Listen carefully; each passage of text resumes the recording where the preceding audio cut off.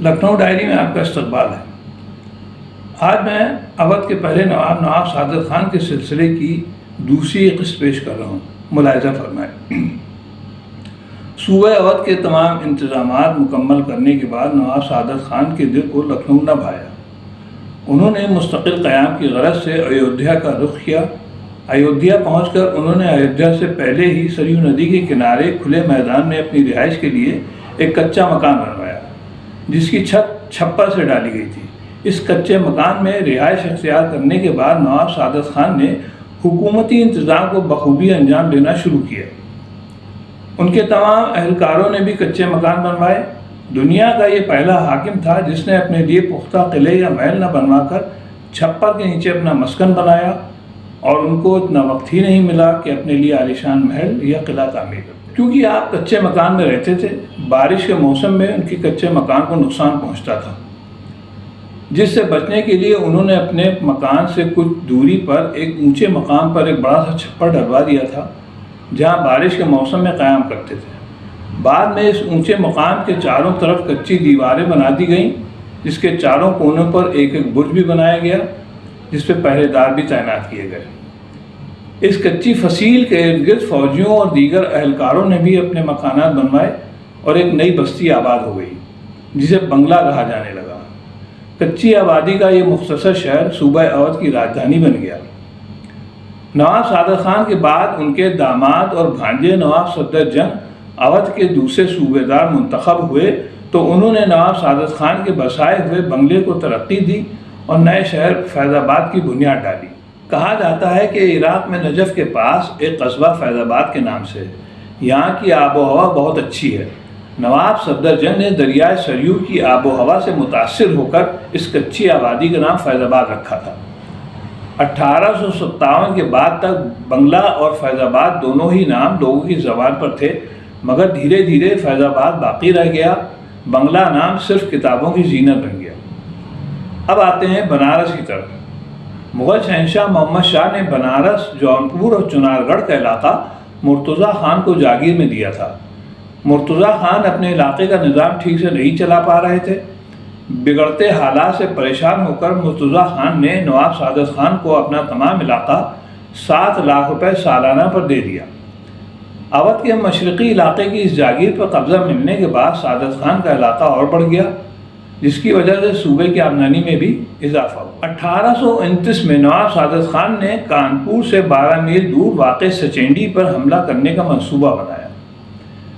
یہاں کا مقامی راجہ ہندو سنگھ، جو اپنی طاقت کو بڑھا رہا تھا اور آس پاس کے علاقوں پر قبضہ بھی کرتا جا رہا تھا، اور اس نے سرکاری لگان دینا بھی بند کر دیا تھا، اس کے باغی تیور کو کچلنے کے لیے نواب سعادت خان نے اس پر چڑھائی کر دی۔ ہندو سنگھ نے مقابلہ کیا، مگر نواب کی فوج کے آگے ٹھہر نہ سکا اور بھاگ کر قلعے میں چھپ گیا۔ نواب سعادت خان نے قلعے کو گھیر لیا، مگر نواب کی فوج قلعے پر قابو نہ پا سکی۔ قلعے کی گھیرا بندی جب طویل ہونے لگی تو نواب سعادت خان نے سیاست سے کام لیتے ہوئے راجہ گوپال سنگھ کے ہاتھوں ہندو سنگھ کو پیغام بھجوایا کہ صرف 2 دن کے لیے قلعہ خالی کر کے پاس کے میدان میں خیمہ زن ہو جائے۔ راجہ گوپال سنگھ نے نہ جانے کیا سمجھایا کہ وہ قلعہ چھوڑ کر جنگل میں چلا گیا۔ اس طرح نواب نے قلعے میں داخل ہو کر اس پر قبضہ کر لیا۔ ہندو سنگھ جب تک کچھ سمجھ پاتا بہت دیر ہو چکی تھی۔ قلعہ واپس لینے کے لیے اس نے فوج اکٹھا کی اور مقابلے کو میدان میں آیا، مگر ہندو سنگھ کو شکست ہوئی۔ اس نے بھاگ کر بندیلا راجہ چھترسال کے پاس پناہ لی۔ 1837 میں شہنشاہ محمد شاہ نے نواب سعادت خان کو الہ آباد کے کڑہ جہان آباد کا فوجدار مقرر کیا، کیونکہ جہان آباد کے فوجدار جانثار خان کو راجپوت سردار بھگوت سنگھ نے قتل کر دیا تھا۔ بھگوت سنگھ کو سبق سکھانے کے لیے مغلیہ فوج، جو کہ عظیم اللہ خان کی قیادت میں آئی تھی، اس فوج کی آمد کی خبر ملتے ہی بھگوت سنگھ بھاگ کر جنگل میں چھپ گیا۔ میدان خالی دیکھ کر مغلیہ فوج نے بغیر لڑائی کے کڑہ جہان آباد پر قبضہ کر لیا اور خازن بیگ کو جہان آباد کا فوجدار مقرر کیا۔ کچھ دن کے بعد شاہی فوج دلی واپس چلی گئی۔ فوج کے جاتے ہی بھگوت سنگھ جنگل سے نکلا اور حملہ کر کے خازن بیگ کو قتل کر دیا اور جہان آباد پر دوبارہ قبضہ کر لیا۔ بھگوت سنگھ کی اس حرکت پر مغلیہ سردار قمر الدین خان دوبارہ فوج لے کر کڑہ جہان آباد پہنچے۔ اس فوج نے قلعے کو گھیر لیا مگر حملہ نہ کر سکی، کیونکہ اتنے لمبے سفر کی وجہ سے فوج تھکی ہوئی تھی۔ فیصلہ ہوا کہ حملہ اگلے دن ہوگا۔